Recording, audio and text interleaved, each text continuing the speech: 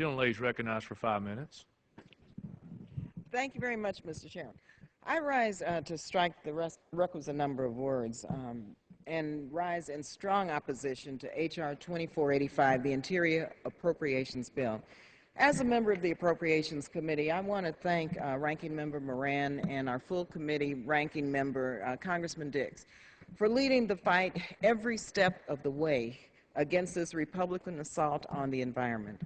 Sadly, Mr. Chair, this bill is nothing more than a vehicle for bigger profits for big oil and other special interest polluters. This bill and all it contains destroys critical environmental standards established to protect the public's health. By attacking more than 40 extremely dangerous policy riders, the Republicans take direct aim on the water we drink, the air we breathe, and the environment in which we live. This terrible legislation guts the budgets of key federal agencies charged with protecting our citizens and our national resources. It terminates air quality standards as well as land and water conservation funding that will impact all communities in our country. But these cuts will hit my home state of California especially hard.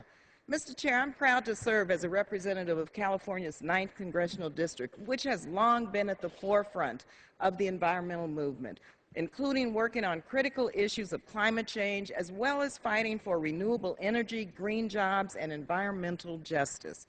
This bill undermines the Clean Air Act's ability to crack down on air pollution, threatening the quality of life for our children, our families, our communities, including my constituents in the East Bay, many of whom suffer unfairly from poor air quality. Now, let me just tell you this story, this personal story. Many of my childhood friends, mind you, who grew up with me in my neighborhood, a polluted neighborhood in El Paso, Texas, many of them were dead, mind you, before they turned 55 years of age. Or many of them who are still alive have chronic or debilitating diseases. And these tragedies can be directly related to environmental degradation of the neighborhoods in which I lived and grew up in El Paso, Texas. Also, let me just say, this bill is unjust because it really does refuse to fund EPA at a level where there can be some justice in terms of the overall programs of the Environmental Administration, where it can implement its core mission of protecting human health and the environment. This means that more women and more children and more people facing or living in poverty and more communities of color are bearing the brunt once again of pollution, environmental degradation, and climate change. Sadly, this is in line with the Republican plan to balance the budget on the backs of the poor. Rather than Republicans taking actions to create jobs, this bill guts funding to create jobs, especially rather than the Republicans taking action to protect our nation's clean water supply and open spaces. This bill takes us back to dirty water and closed parks. Rather than taking action to ensure that people across this country can trust our government, and they want to trust us, to protect the water that they drink and the air that they breathe, this bill rolls back the standards and protections aimed at protecting public health. Mr. Chairman, as a person of faith, I believe that there is a moral and ethical responsibility to protect the natural resources provided by our Creator.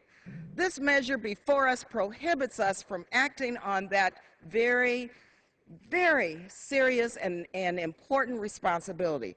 How can we here make decisions that knowingly harm people? How can we make decisions that pollute our environment? How can we make these crass decisions as members of Congress that will increase health hazards leading to diseases such as cancer? People elect us because they trust us to make decisions that protect and enhance their quality of life.